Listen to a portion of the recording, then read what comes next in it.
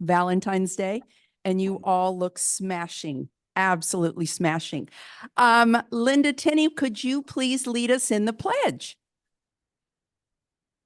Pledge allegiance to the flag of the United States of America and to the republic for which it stands, one nation, under God, indivisible, with liberty and justice for all.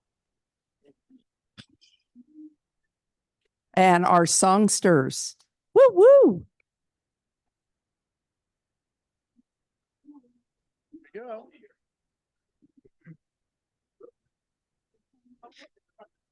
Yeah, we do.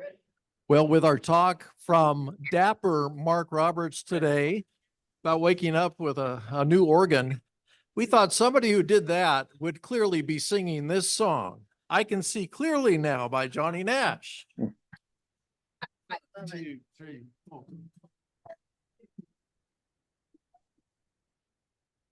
I can see clearly now, the rain is gone. I can see all obstacles in my way. Gone are the dark clouds that had me blind. It's gonna be a bright, sunshiny day. It's gonna be a bright, sunshiny day. I think I can make it now, the pain is gone. All of the bad feelings have disappeared. Here is the rainbow I've been praying for. It's gonna be a bright, sunshiny day. It's gonna be a bright, sunshiny day.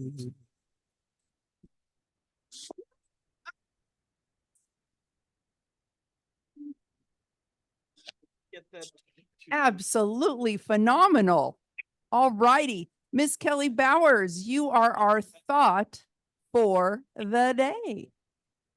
Oh, yes, I am. Kelly, it's your turn, sweetheart.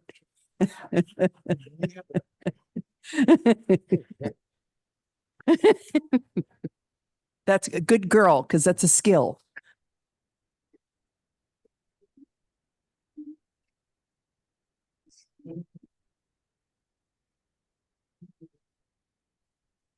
So each year on February 14th, many people exchange cards and gifts and flowers or candies with a special Valentine. And it's a day of romance, and we call it Valentine's Day. It's named for a Christian martyr, and it dates back to the 5th century. There are many reasons to fall in love. But today we're going to talk about falling in love with Rotary. It makes Valentine's Day even more special when you fall in love with Rotary. And there are so many reasons. So what I'd like to do, it's interactive. Raise your hand if you'd like to volunteer one reason why you fell in love with Rotary. In the back. Hi, guys. Good topic. Yes. So my first introduction to Rotary was through Troop 939, Sam Steele, Joel Swanson over at the Doubletree. Got invited to get a check, and they had a wonderful spread of food and a whole bunch of great guys and gals. And I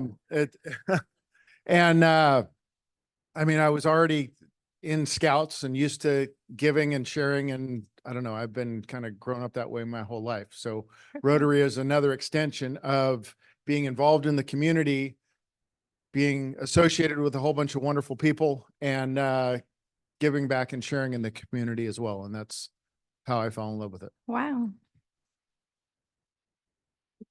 And so does anyone else have one other thought? And we're going to try to say, even could just be a word. Okay. Get back to the world. Okay, another one. Polio plus. Family when you don't have family close. Oh, okay. And so I'm going to share with you. Oh, we had one more, Beth. Oh, I joined because of the Ready program and for the music scholarships. And as of last Sunday, the music scholarships applications were all due, and we have 68, which is more than we Wow. ever I had love it. since I've been Okay, that's doing it. great. Good. And so I will share when most people say, when did you first meet? So I first met Rotary through TJ, and it was love at first sight, not only with TJ, but also with Rotary. So, and everybody's been so gracious. And you know, Barbara, I mean, you know what I mean? Okay. Okay. So, but I will tell you the top 10 reasons why most people fell in love with Rotary. And this is from a survey that was done, not from me, but through Rotary. Friendship. In an increasingly complex world, Rotary provides one of the most basic human needs, the need for friendship and fellowship. It's one of the reasons why Rotary began in 1905. The next one, business development. The second original reason for Rotary's beginning is business development. Everyone needs to network. Rotary consists of a cross-section of every business part of our community. Members come from all walks of life. Rotarians help each other and help others. Number 3, personal growth and development. Membership in Rotary continues one's growth and their education in human relations, personal development. Number 4, citizenship in the community. Membership in a Rotary Club makes one a better community citizen. The average Rotary Club consists of the most active citizens of any community. Number 5, continuing education. Each week at Rotary, there is a program designed to keep one informed about what's going on in the nation, the world, and the community. Each meeting provides an opportunity to listen on a variety of topics. Number 6, this is good. Fun. Rotary is fun. It's a lot of fun. Each meeting is fun. The people are fun. The projects are fun. Number 7, citizenship in the world. Every Rotarian wears a pin that says Rotary International. There are few places on the globe that do not have a Rotary Club. Every Rotarian is welcome and encouraged at any of the 29,000 clubs in 149 nations and geographical regions. Number 8, honor and respect. Rotary members are prominent people, leaders, and Rotary is the oldest and most prestigious service club in the world. Number 9, I didn't know this one, absence of an official creed. Rotary has no secret handshake, no secret policy, no official creed, no secret meeting or rituals. Is that true? Oh, it's a secret. Okay. Yeah. But there's none of that backdoor stuff. It's an open society of men and women who simply believe in helping others. And the grand finale, drum roll, for number 10, the opportunity to serve. Rotary is a service club above all else. Its product is service. It's richly rewarding for the people who are served and the people who are giving in service. So it was a lot of thoughts, but I wanted to share because we all fell in love with Rotary at one point, and we have to stay in love. Thank you.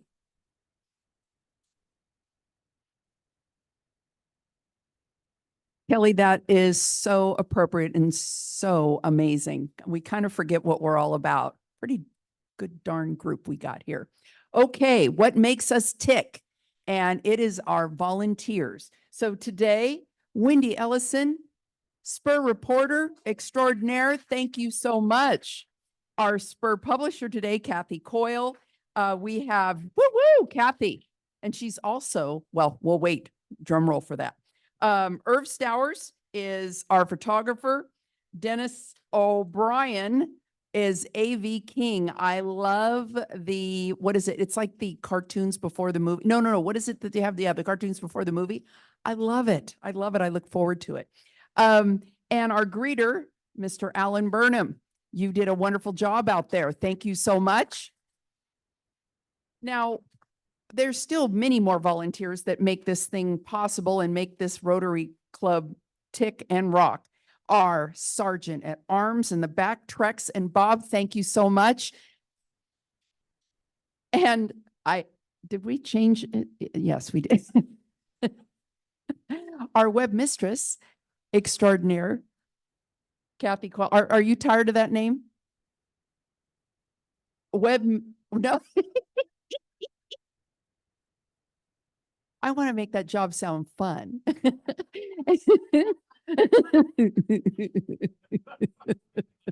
There we go. Hey, aren't we all about fun? That's one of the rules. Okay, public outreach and Kelly Bowers, you just rock it. Thank you so much for doing that. And our Zoom host, is he here? Yes, yeah, I love our mystery Zoom host. Jeff Youngsman, also I think our monitor as well. Yes, okay. So let's give them all a big hand.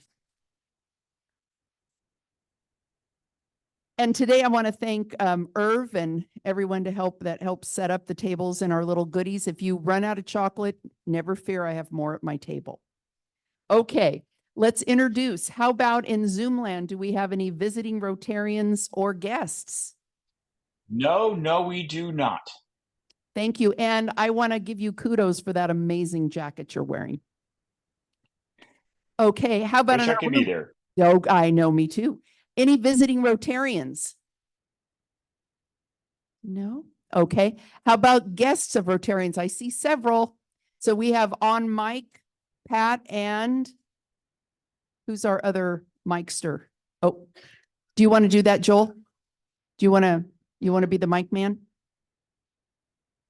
Okay, go ahead. I'm sorry. So yesterday at lunch for the retirees of the lab, Mark substituted for the speaker who couldn't come. Mark is a kidney. There, Mark. Yes, I saw that. Mark is a kidney donor, and I knew the program was going to be Mark Roberts, so I invited him and Sharon. They are Mark and Sharon Bowers. Well, Welcome to the welcome. club. Thank you so much. What an amazing thing. And thank you for what you do. That's incredible. Next, we have, All right, I'm up. yes, sir. Okay. I'm glad to introduce you for the second time, Mike Albertson. You've seen him before. He spoke Yes. all of 2 weeks ago. So you've seen him once. This counts as the second time. Yes. Paperwork on Mike will be going around. Fantastic. Welcome, welcome. Okay, Kelly, go ahead, Kelly. President Sheila, fellow Rotarians, it's my honor and privilege to introduce my mom, Brenda Dutton. It's her second time here, and I brought her. She's my special Valentine today. Aw, welcome.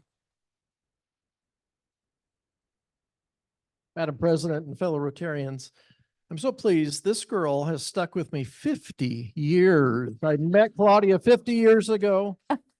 We were 5 years old at the time. Yes, yes. She's my Valentine forever and ever, Claudia Berry. Thank you so much. That's a beautiful. And it's my pleasure to introduce my Valentine on our 20th anniversary, my wife, Jane. All right, welcome. Thank you so much. All right, next. Student, oh, no student? Students out sick today. Oh, okay. You know what? I didn't stay up on the emails, so maybe you let us know when. Okay. All right. We're going to start with you, Mr. Dennis. We have some announcements. We had a Ready field trip this past Saturday. We had a bunch of students out of Junction Middle School, and we dragged them over to the Exploratorium and showed them a good time, we think. We fed them. They ended up going through a something called a tactile dome, and they were thrilled with this. You walk around and it's dark and you touch and feel things and experience things in a little different way. I got to tell you, it's a real joy in mentoring these young people, tutoring them. And if anybody wants to join us, I'd encourage it. It's really a good thing. Thanks. Thank you, Dennis. Thank you for doing that. Okay. All right, a little announcement. I know this is going to be kind of a tough timing thing for everyone. Ron Koopman's memorial service, March 9th, 3 p.m. at St. Bartholomew's Church, 678 Enos Way. I know we're having the crab feed that night. So those of you that usually help me with table setup, I want to reassure you, I have 12 students coming to help me. So if you're going to the service, please don't worry. I was going to pass around a clipboard, but I'm thinking the majority of you that help me would probably be going to that service. So I will bring a clipboard next week, but please, again, I think that's way more important before the crab feed. Okay, next. Just a little reminder, the morning crab club, the morning Rotary Club. Oops. Was sorry, Sherry. The morning club is having a crab grab and dash. And I think it's on the 17th of the month. And for those I guess basically there's a QR code. There was a flyer that went around. You can sign up and then there'll be a designated point where you pick it up and dash home and eat your crab. So for those of you that weren't able to go or come to the crab feed or just want more crab, you got another opportunity. All righty, crab feed sold out. Do we have any? Yes, I know. I'm so proud of all of you. Any announcements here for the crab feed? Anybody out there? Yes, Joel. Oh, and okay, yes, go ahead, Joel. So I'm running the kitchen and I do need help picking up food and doing some things in the kitchen. So the traditional rotary clipboard will be going around to all the tables. Sign up, sign often. And I went out and bought about a dozen of them. So, we got plenty of clipboards. Don't you worry. Yes, Mike. Similar request, though I forgot to bring the sign-up sheet this time. I need help for the bar. It's always a fun thing. You get to meet and chat with people that you may have not seen all year. So give me a call, email me, whichever, if you would like to help again on the bar. It's kind of an hour and 15-minute shift. Thank you. Perfect. Thank you. I know Diana said last week that she's pretty well set, but Diana, can you still use some cashola? She can. So if you weren't able to donate a gift basket or gift card, etc., she can always use cash to kind of spiffy up the baskets that we have and make them look very desirable. Yes, Carol, Kathy. Look at her. She's going, oh. What would be the best way to go about that, Norm? Okay, give it to Norm and then Norm will make sure she gets it. So that would be very much appreciated. Look at Diane's all smiles. All right. Crab Feed Committee meeting this Thursday, and Katerina has so graciously, I hope graciously, offered her home for the meeting. So she's laughing. Yeah, all right. So we're going to be at her house, 32 Mosswood Court in Livermore. The day's wrong. It should be Thursday. Oh, Thursday. Tomorrow. Oops. Tomorrow. I didn't catch that. My bad. And I did preview the slides, so that's my bad.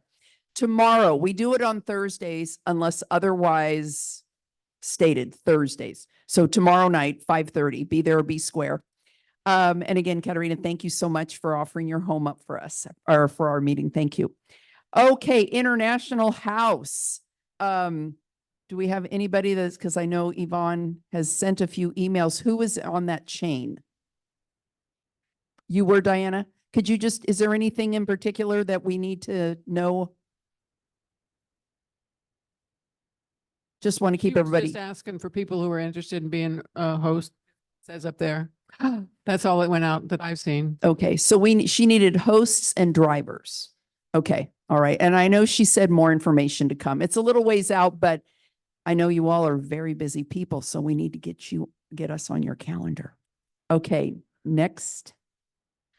Oh, okay. Before we go to that, real quick, I just wanted to mention once again, there is let's see here. Where is it? Where?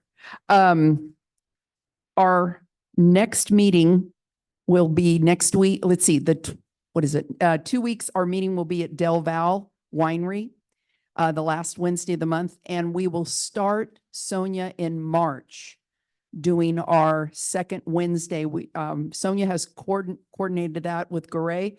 So starting the second Wednesday in March, moving forward, that will be our social night. So bring your lovely significant other with you and come and enjoy some, pardon?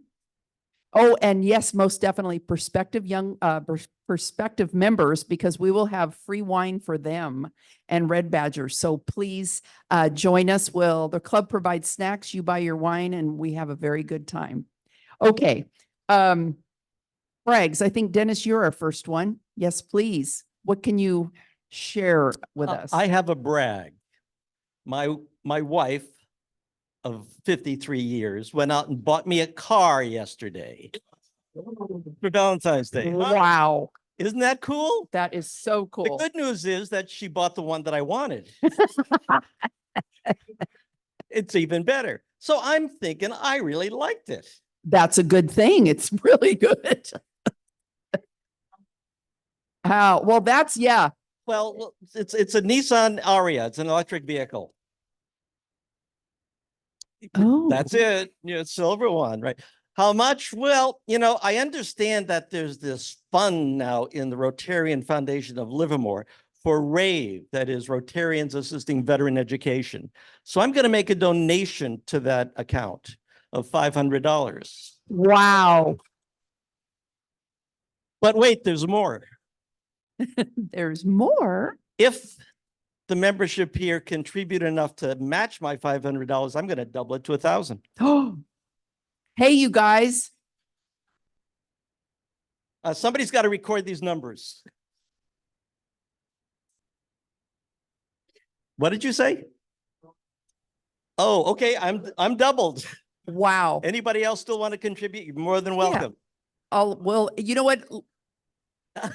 He did. Didn't Hey, he? you know what though? Every dollar counts. So that was Joel, there was 4 of us. Yeah. Oh no. Got it. Thank you. Thank you. Thank you. Wow. You guys, me too. I'll do 100. That is incredible. Thank you guys so much. Oh, and you know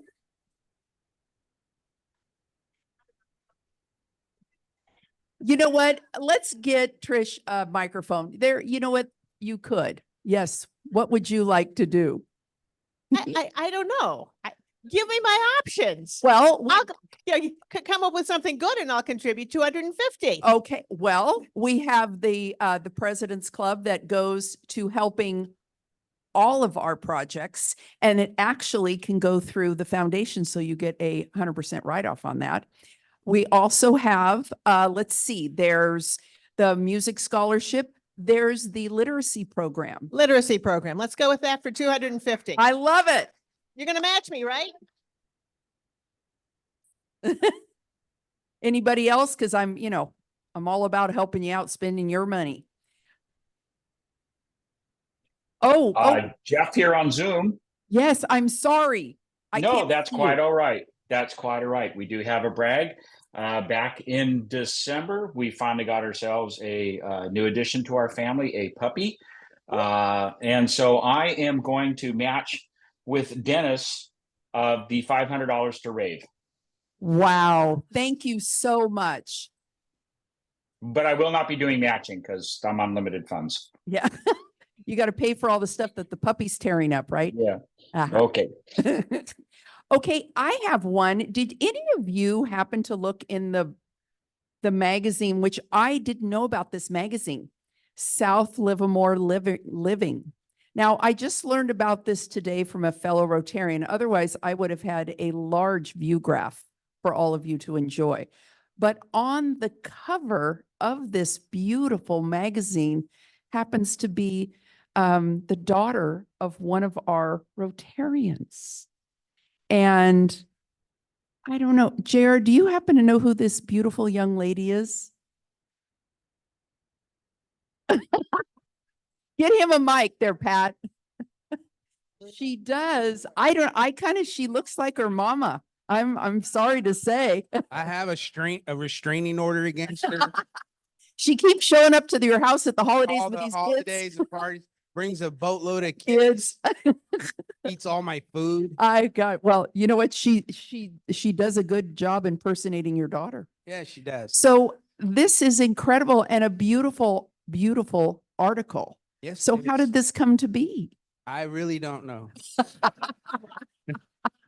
That's right. She just shows up I with the just- kids and eat your food. Yeah, I just kind of heard about it, and that was about it. Oh my I God. was like, Dad, they're doing a thing on our family, and Oh my God. It is an incredible, if any of you have an opportunity to see this, it's an incredible article. And I don't know if I want to give away who tattled on you, but I think it's with love in the heart because he also has daughters. So Yes, You I did- know who did. you did. Yeah. So for your amazing recognition of your kind of daughter, I'm just wondering, is that like of any value to you? A little bit. A little bit? Yeah, no, I'll do $100 to the music scholarship. Awesome. Thank you so much, JR. Okay. All right. Next week, we have Chris Carter, Executive Director of the Livermore Valley Arts, and he's going to give us an update. And you know what? Wait a minute. We did not talk about who is going to introduce you. Okay. Wow. I know. Well, ladies and gentlemen, I don't know if I can top what this gentleman does or has done throughout his career here in Livermore. He doesn't know. But not only has he given back to our community and is an amazing, amazing Rotarian, he's taken very good care of his family through the years, and especially I think his family has taken good care of him. And so true, so true. And I am so honored and blessed, and I want to make sure I give you plenty of time to introduce the man, the myth, the kidney, Marc Roberts.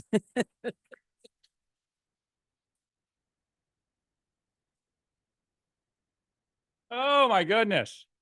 I have to say that was a unique introduction, Madam President. I don't think I've ever had one just like that. Okay, so to start off here, today, am I close enough? Oh, good. Why don't you do it? I'll just say, Dennis, can you put on the next slide, would you please? Or I'll maybe point at you or something like that. But right now, let's stay on the intro slide here for a second. So today, in fact, this very set of moments here is the 10th anniversary of me receiving a kidney. So February 14th for me is Kidney Day. So I know I kind of bucking the trend here a little bit. I mean, there seem to be more heart people in the room, but I have a special reason for that.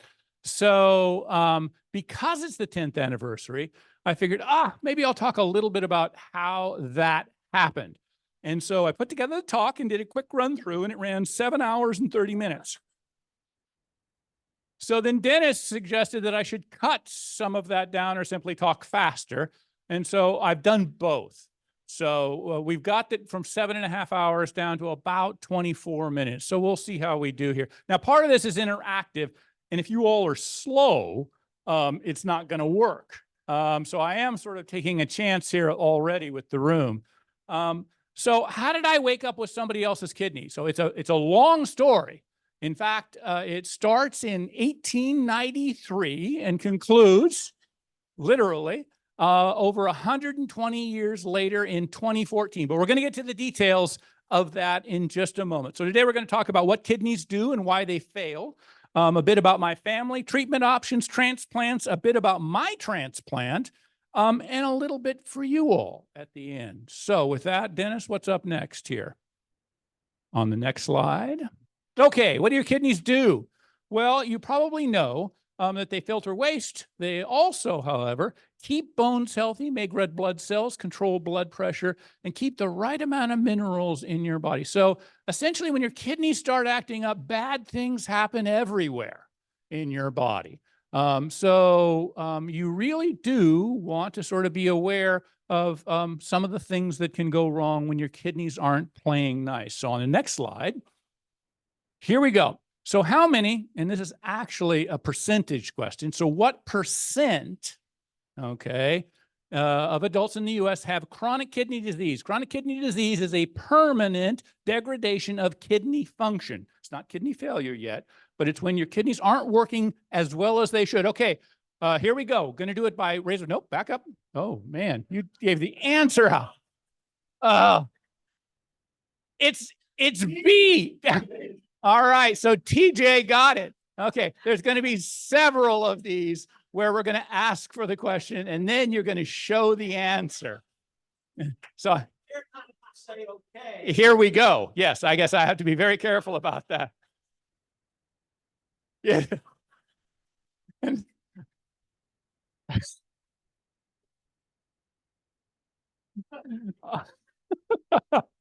So the answer on the next slide is correct. 15%, 1 in 7 adults in the United States have some sort of permanent degradation of their kidney function. Up next.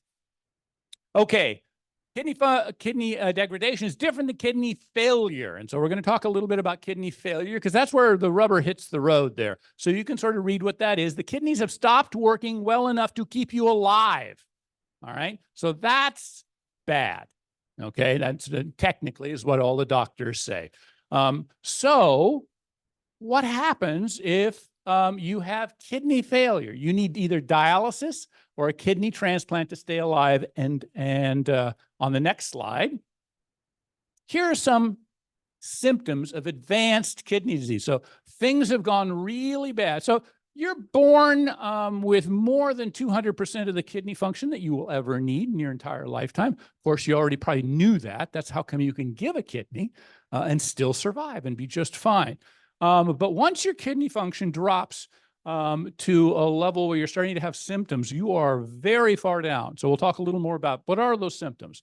You can have muscle cramps. You can feel sick to your stomach. For example, that's what happened to my father. Swelling of your feet and ankles is a very classic one. Difficulty catching your breath, trouble sleeping. All of those are symptoms of advanced kidney disease. Next. Other problems, anemia, gout, high potassium. So the list goes on because essentially your kidneys deal with all of the minerals in your blood. And when those start to get out of whack, bad things happen everywhere. Next. Okay. This is the one where there's going to be a question. I'm going to ask for hands to go up. Then we're going to show the answer. All right. So what's the number one cause? Okay. How many think it's A, disease? How many think it's B, genetics? How many think it's C, diabetes? How many think it's D, high blood pressure? Okay. Most of you are wrong, and it is diabetes is half of the folks who have significant degradation of their kidney functions are caused by diabetes. So if you're thinking of getting diabetes, my recommendation to you is don't. Very bad. Bad things happen everywhere in your body, and the kidneys is one of those areas. So fully half of the essentially chronic kidney disease and a very large percentage of kidney failure is caused by diabetes. Up next, you should get better at these questions as we go along. 4 same answers, same question, but now we're looking for number 2. How many think it's A, disease? B, genetics? Okay. C, diabetes. No one should raise their hand because it was the number 1 cause. D, high blood pressure. Alrighty. Dennis, what's the answer? It's high blood pressure, another quarter. So you guys are terrible at this. Okay, with a few exceptions. Yeah, it does. And then only half of you got it. That was the really sad part. So essentially, half of the folks, yes.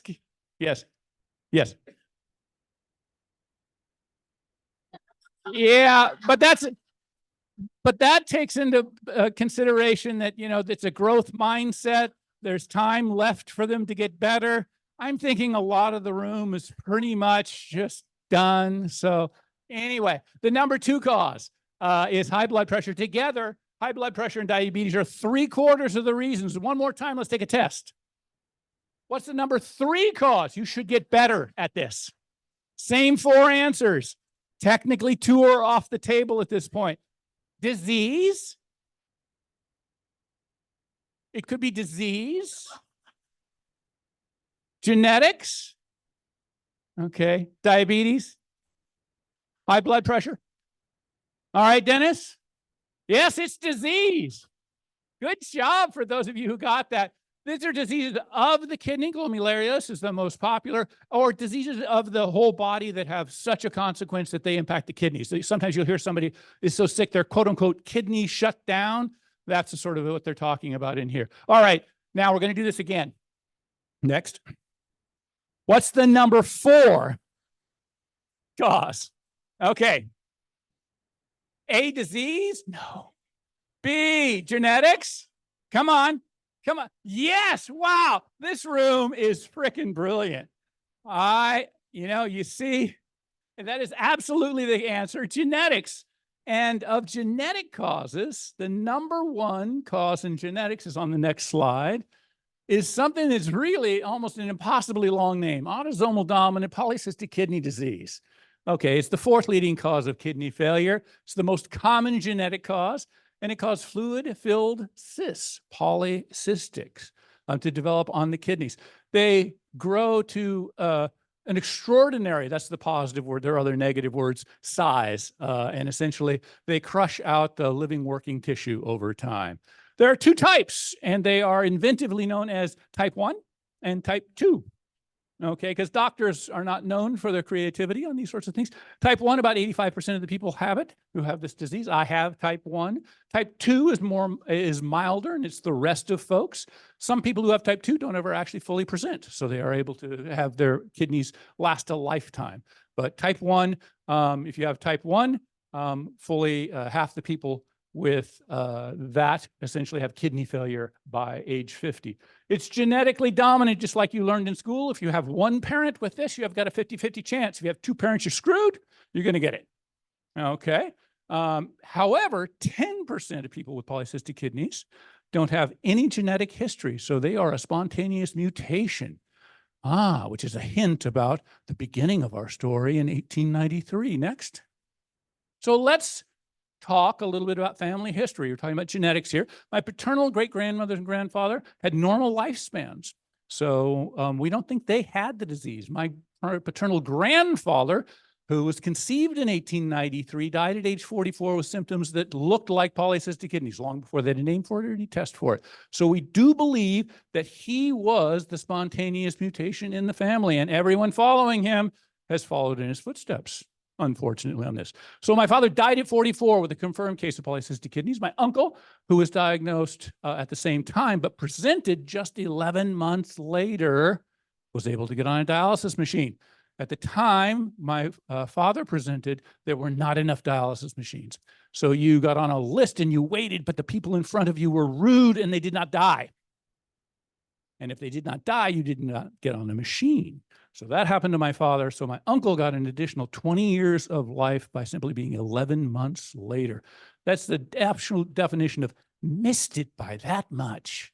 But anyway, essentially that is the genetic history here. So on the slide there, you'll see on the left, that is my Uncle Stan.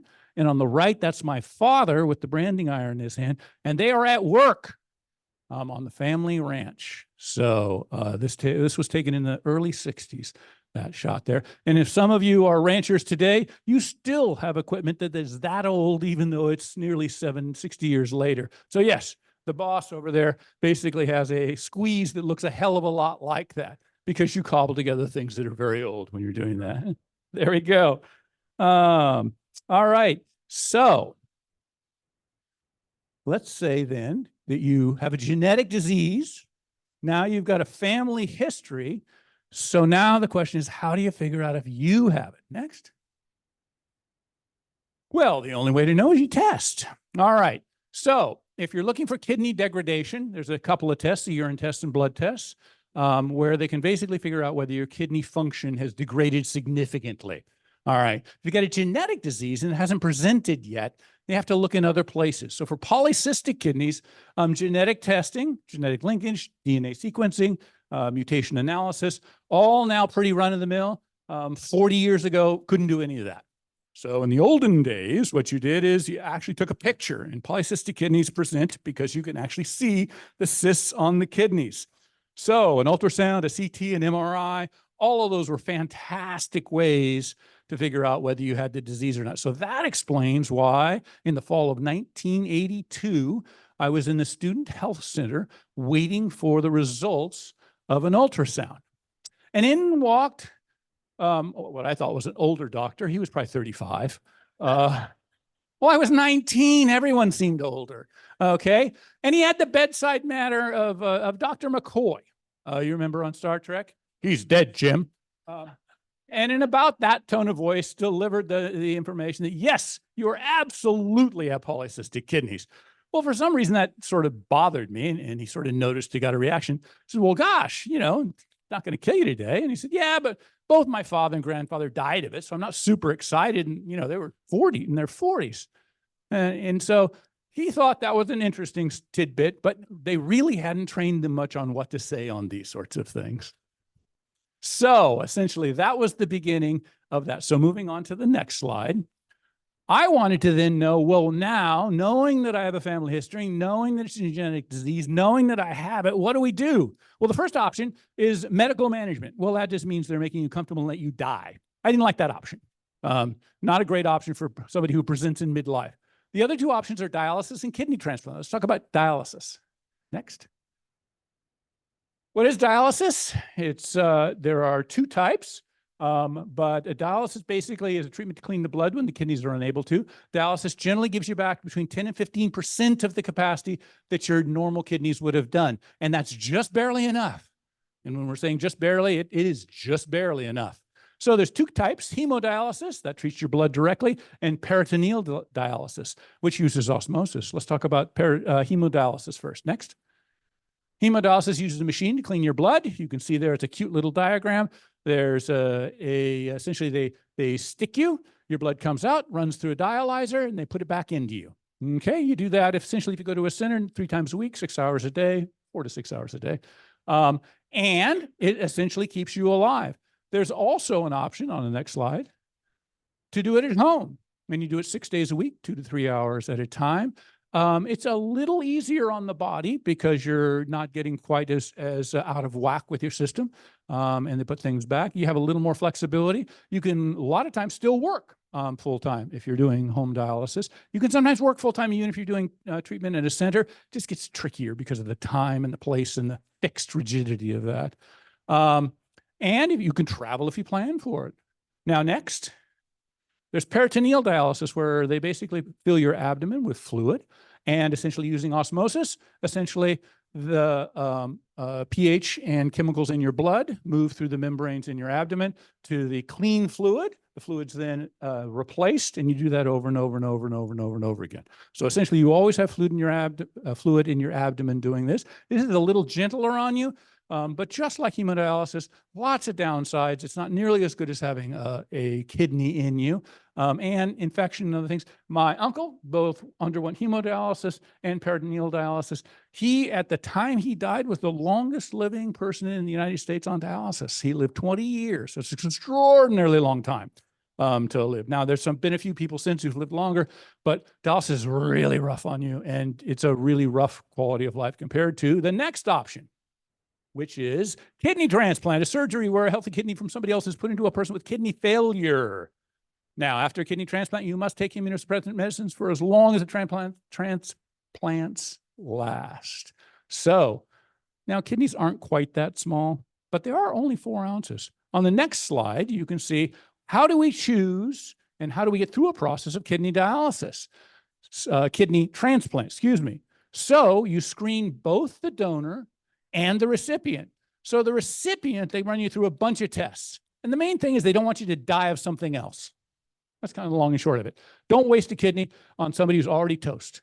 And so if you've got some other horrific condition, you're not going to get one because they're in pretty short supply. Now, on the donor side, they don't want you to be unwell either, because it hurts their stats if you die. So they really don't want you dying of something else. And it's that darn thing the doctors say about doing no harm. So they really want you to be in pretty excellent health across the board here. So in fact, they want you to be in such fantastic health that kidney donors live longer than the general population that does not donate. In other words, it has a beneficial health effect to donate. No, that's how to not read that data. They screen for the healthy people, and healthy people tend to live a long time. But essentially, there's no notable difference between healthy people who donate and healthy people who don't. So you're not going to live 20 years less because you donate a kidney. In fact, it's negligible, the difference in lifespan there. So on the next page, oh, actually, go back to that page, sorry. So on the left is me, and on the right is my kidney donor. He's my brother. So that's a picture of him. So On the next slide. So on living kidney donor options, how does it work? So let's say that you have a recipient and that you want to donate a kidney to them. On the next part of the slide, if the donor's a match, blood type and tissue type, you proceed to donor. That's essentially what I did. I brought in my donor. My donor wanted to give to me. We tested. We were compatible. My brother gave me a kidney. That is the absolute simplest way to do it. There are multiple ways it's more complicated. The first way it can be more complicated is essentially you're not a match and you proceed to, on the next slide, essentially an exchange option. Now, this is a simple exchange where literally you have two donors, two recipients, and each of the donors are compatible with the other person's recipient. So you essentially cross over, you do it at the same time, you're good to go. This can be expanded. I've heard of them being 4 pairs, 6 pairs, 8 pairs. Largest one I heard of is a total of 32 people. So I guess that's 16 pairs that essentially get a simultaneous set of transplants, usually done in a very large city with a series of hospitals nearby each other. Everybody goes in, everybody comes out with somebody else's kidney. And all the donors end up 1 kidney light. But it's super complicated. It takes a whole lot of shuffling around to do that. Kidney transplantation in general is complicated, but this is even more complicated. There's yet another way that this happens on the next page, which is called a donation change, a non-directed donor.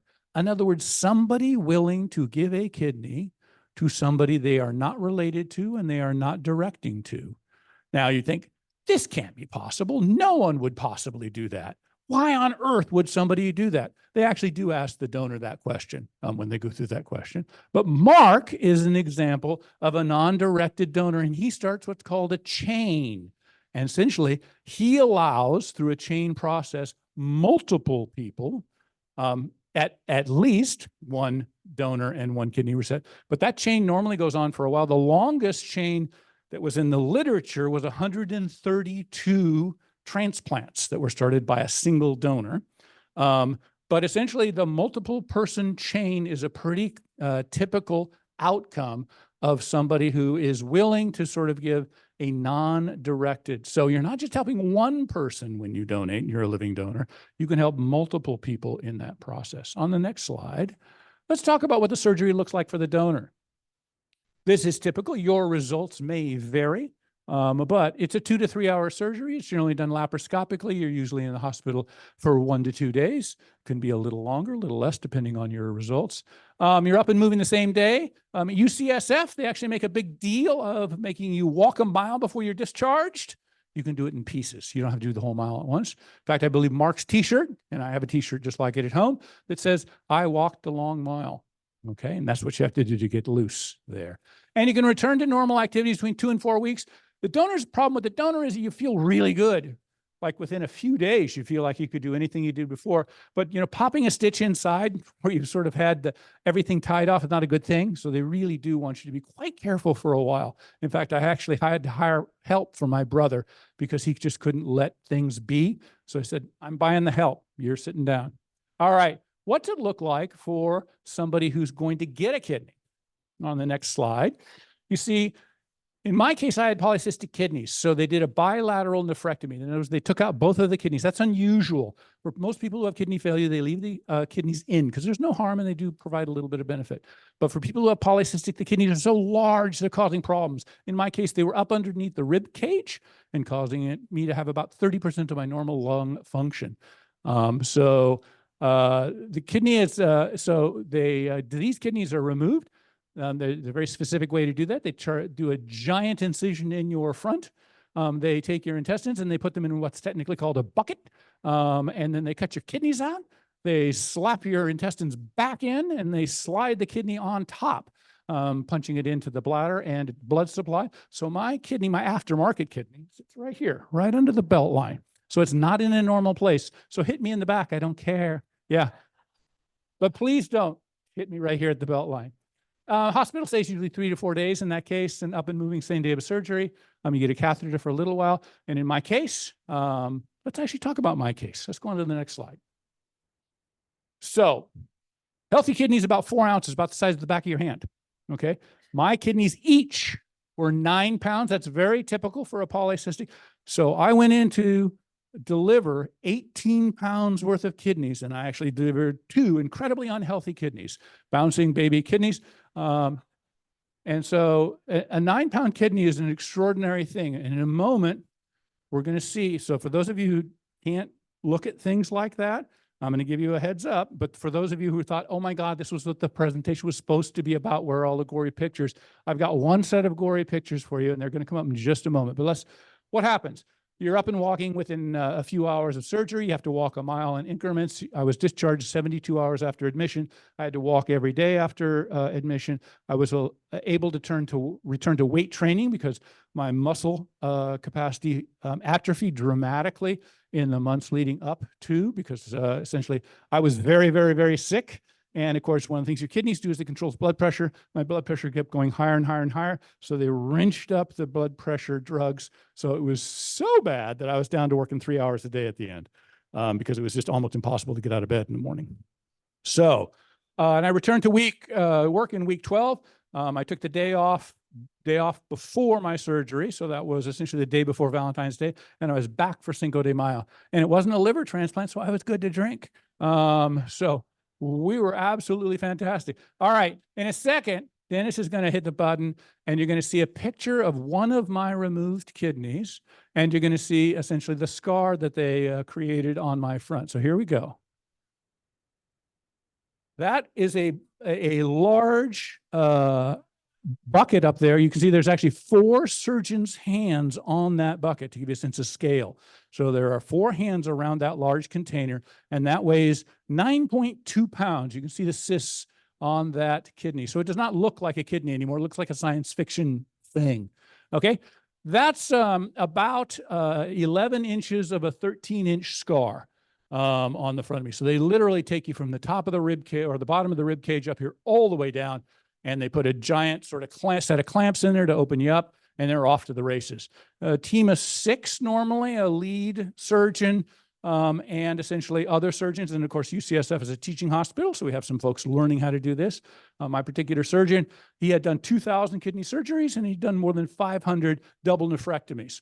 So I was not his first rodeo, and I was super excited about that. When I told my specialist what my surgeon's name, he goes, oh, yes, absolutely. I'd sign up twice for him. Even if he had healthy kidneys, he'd like him to take them out. He was so good. All right, next. All right, what do you do afterwards? Okay, let's click. You have clinic visits next. You've got a lab work, essentially multiple times a week, down to once a week, down to once a month, down to once every month, and now I'm at once every 3 months. Next. Medications twice a day. We'll talk about that in a minute. Next. And you're always watching your weight. Well, looking for swelling, looking for infections. You don't want to have basically what's called a catastrophic or short-term rejection. Next. Medications, let's go next. So Prograf, Myfortic and Cellstep and prednisone are still the gold standard for kidney transplants. So that's what I'm on. Plus, you normally take a bunch of other things. Next. Dealing with the fact that anything that's lurking in your body that your immune system's kept in check, they want to kill it. So they really do bombard you with a whole bunch of stuff so that you, now with your immune system compromised, it doesn't come get you. And next, lots of people have other things going on. So you're probably going to take drugs for hypertension, gout, diabetes, cholesterol, heartburn, somewhere between 10 and 18 medications. I take this with me everywhere I go. Essentially, it has my 2 doses, the morning dose and the evening dose of everything I need to take. People say, aren't you worried about taking medication for the rest of your life? And I say, it's a lot better than death, which is the alternative. So for me, I got over it pretty quickly. All right, next. All right, all this is because we want that graft, which is the kidney, to survive. You can see living donor essentially on the right in red, deceased donor in blue on the left. And you see over the 1, 5, and 10 years, it's always better to have a living donor, but even a deceased donor does a lot of good for a lot of time. Next. This is a super complicated chart here, but it has to do with how long you live if you're on dialysis or how long you live if you get a kidney transplant. So at the top up there, if you are 24 and you're on dialysis, you're likely to live on average 17 years. You can do the math, that's 41. And if you are 24 and you get a kidney transplant, you're likely to live another 44 years. There we go, couldn't read it up there. So you can see the difference in lifespan. Now, if you're 50 like me, you would have lived on average about 7.6 years. So I'd be dead right now on average. Probably not because I'm a polycystic patient, but essentially statistically I would be. I'd be on the half on the upper end of that 7.6. But I've got 21.6 on average, hoping to beat the averages there. But you can sort of see the dramatic difference in lifespan. So with that, last slide, some parting thoughts. 5,000 people die every year waiting for a kidney. What can you do? Consider being a living donor to someone you know or love. Consider being a living donor to someone you don't know, like Mark. And you could basically start a chain that helps dozens and dozens and dozens of folks. Consider donating your organs after death. You're pretty much done with them at that point. Okay? Don't have them go to waste. All right?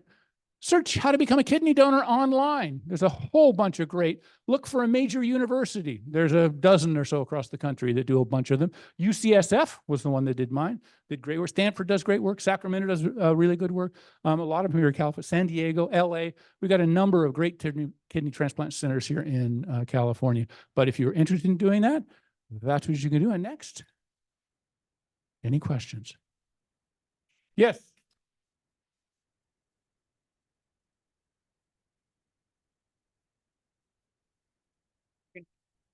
Mark, quick question. Okay, you said both kidneys looked like the baby you delivered.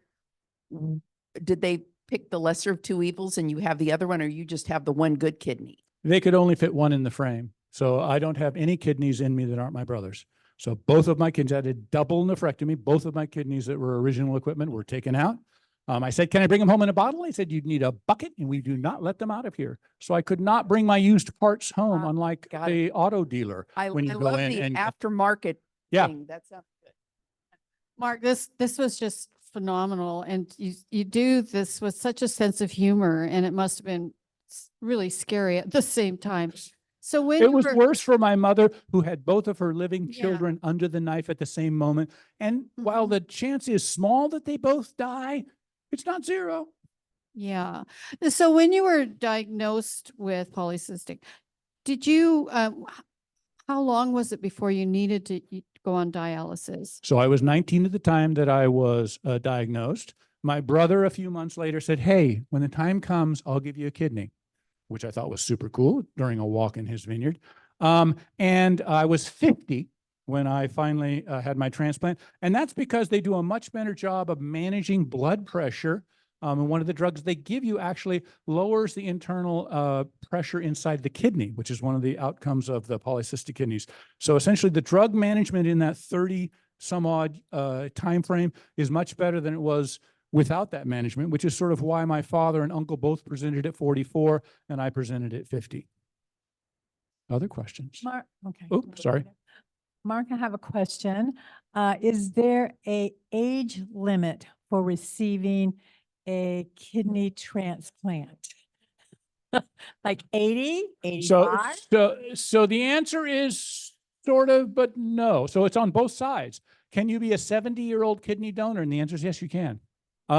Generally, the younger and healthier you are, the better you are. And the same thing on the recipient side. The younger and healthier you are, the more likely you are. But at least when I got mine, when I asked that very question, they said there's no absolute number. But once you're in your 70s, it's a little less likely. Once you're in your 80s, it's, again, less likely that you're not going to place well on the kidney transplant list. If you bring your own donor, it gets a little more cloudy about that. And then part of that is also just sort of a quality of life, because it is a major surgery.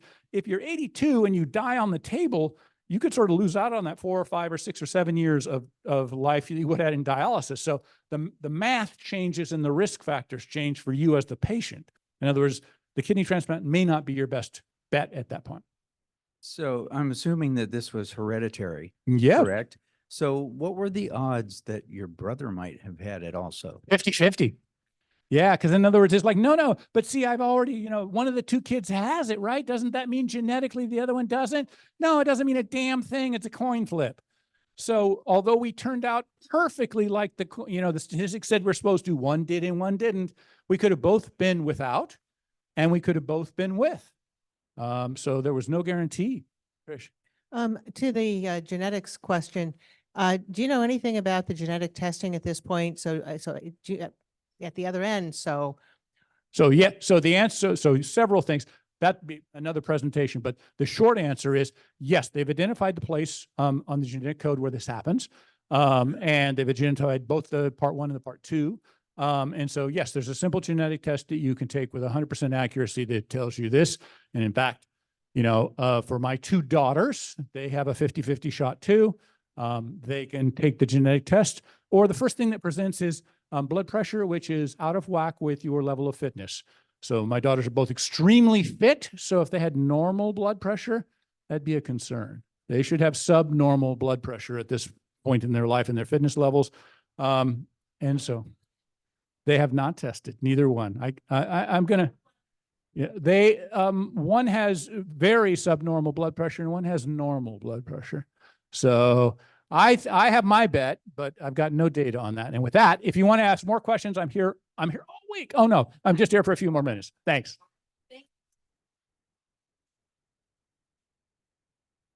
Mark, what an inspiring talk. And because you are a speaker, regardless of what your status is here at Rotary, you are receiving one of our very special bottles of wine for JMC Cellars. How did you know I wanted the wine? I know. I think, you know what, as you said, it's not your liver. So, you know, 2 quick things. Number 1, Jay Davis has a little announcement for us, which is really important. If you guys could just hang on 1 extra minute. Oh, he needs a mic. Could he have a mic? And then Kelly has something for us. Oh, yes. This normally would sound like lunch. I feel like I'm the head of the medical report committee. I actually started with 1 and I got two things to report on. Don Wentz is in the hospital. He is having reconstructive surgery on his thumb.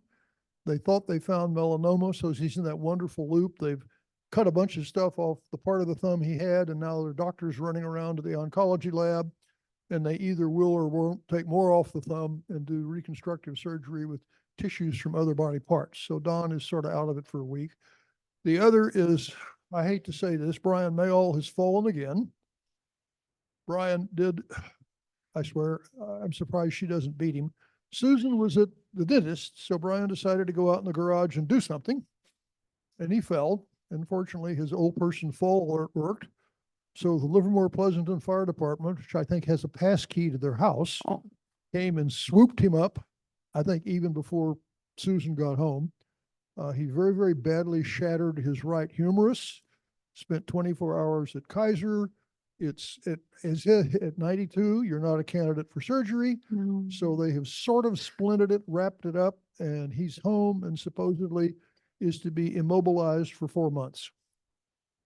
Yeah. Wow. So Susan properly and very smart went to talk to Joanne about care Yes. and help. So they're sorting those pieces out as they go together. Now, I'm going to form a group and do what we did to Ron Koopman years ago when he kept falling off ladders and he wouldn't give them up. We are going to go over to his house and look at what's in the garage Yes. and maybe clean it without being asked to. Bill and I will let you know where we come on that.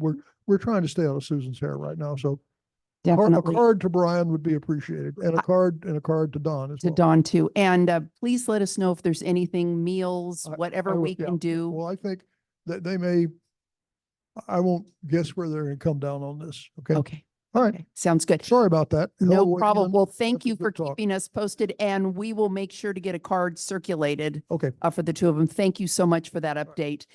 And then really quick, before we leave, and then we're going to announce the number. Kelly. Thank you. So we are going to do, for part of our public image is showing everybody how much we love Rotary. So we have a sign, all the letters again that say "We love Rotary." We're going to spell it out. If you're wearing red, be in the front. So that red or white or the colors be in the front so you can hold the signs. If you're taller, be in the back. And even if you don't have it, you can always hold up a red solo cup or a heart or a flower. So you don't have to be wearing red. And we're going to do that as a group picture in the front as soon as we do the raffle. Sure. As soon as we do that. Okay. So all of you, I want you all up front. And as soon as we announce the raffle number, which is 6443. Woo-woo! All right, ladies and gentlemen, real quick, come up front. Let's get a picture so we can all be on our way. And again, thank you for another beautiful Wednesday.